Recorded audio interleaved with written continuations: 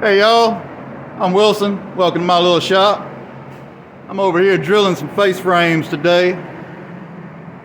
I do not have a pocket hole machine, so I'm using this little wonky ass jig, which I don't do a whole lot of production, so it works pretty good. It does the job, gets it done for me. Anyway, I'm gonna take y'all over here and stick y'all up on my custom little stand. I figured while I'm drilling these frames, I'm gonna do something a little different. Let me turn this fan off so y'all can hear. I don't know if that fan drowns me out or not. We'll turn it off and make sure y'all can hear. Anyway, I'm over here, I'm drilling these frames. And like I say, I figure I'm gonna do something different today. I'm gonna try to do a little cabinet shop story time.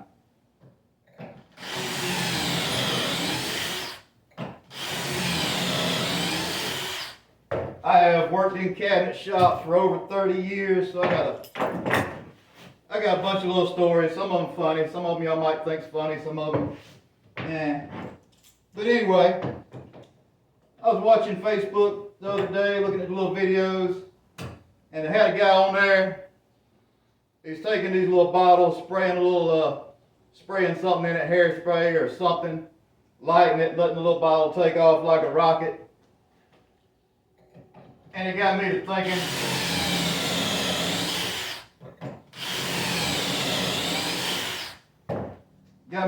years ago when I first shop I ever worked at, we get lacquer thinner in them 55-gallon drums. Of course, the 55-gallon drums, lacquer thinner, you know, the lid don't come off. You've got a little hole about yay big. You unscrew the plug, you put your pump in there and pump it out. When it's empty, you get rid of the barrel.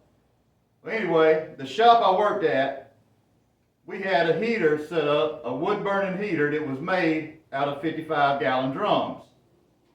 There was a little kit they had.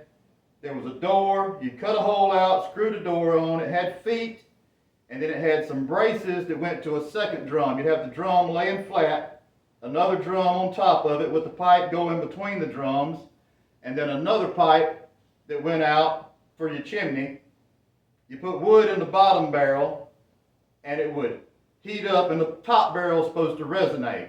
Well, anyway, those barrels wear out. They wear out pretty quick if you use them, you know, especially if you got a little leak down the chimney, some water gets in. You just take some new barrels, cut them, and put them together. Well, anyway, me and my buddy, we both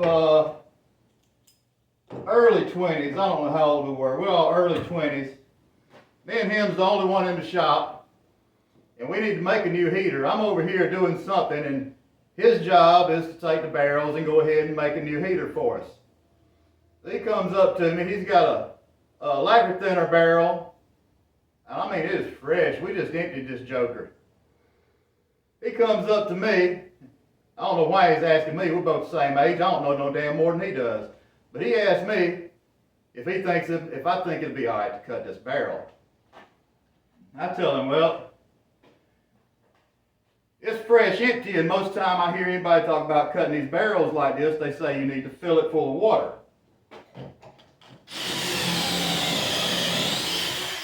You fill the barrel full of water, and then you can cut it and the sparks don't light up whatever's in there. Well, my buddy, he takes the barrel, he rolls it over to the sink. I see him over there. He takes his barrel, he puts a little soap in it. He puts a half a gallon or so of water in it, sloshes it around, and dumps it out. And then he looks at me and he asks me, you reckon this sucker be all right cutting now?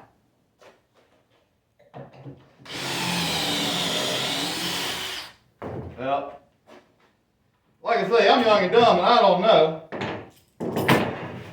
I'm not going to cut it because I know what lacquer thinner will do. He knows what lacquer thinner will do, so I don't know why he's wanting to cut it. But anyway, I told him, I said, why don't you light a fire to it? Light it up and see what happens. Well, as soon as as I said it, I seen it click in his head that he thought that was a good idea. I don't think it was such a good idea, but I wasn't going to stop him. So he takes his barrel. Like I say, he's done rinsed it out, dumped the water out. He takes his barrel, he takes it outside. We've got a big roll-up door. Well, he sticks it outside the roll-up door, just outside the wall. So the wall is right here. He's here. The barrel is here, laying on its side. And like I say, those barrels, they have a hole on the end about yay big where you take that plug out. Well, he gets him about a 10 or 12 foot stick. It's an off-fall, cut off, so one end of it is paper thin. He lights that one end, and he's standing on this side of the wall, holding that stick to light that barrel. Now, I'm over on the other side of the shop because I don't want to be nowhere close to it if it don't do right.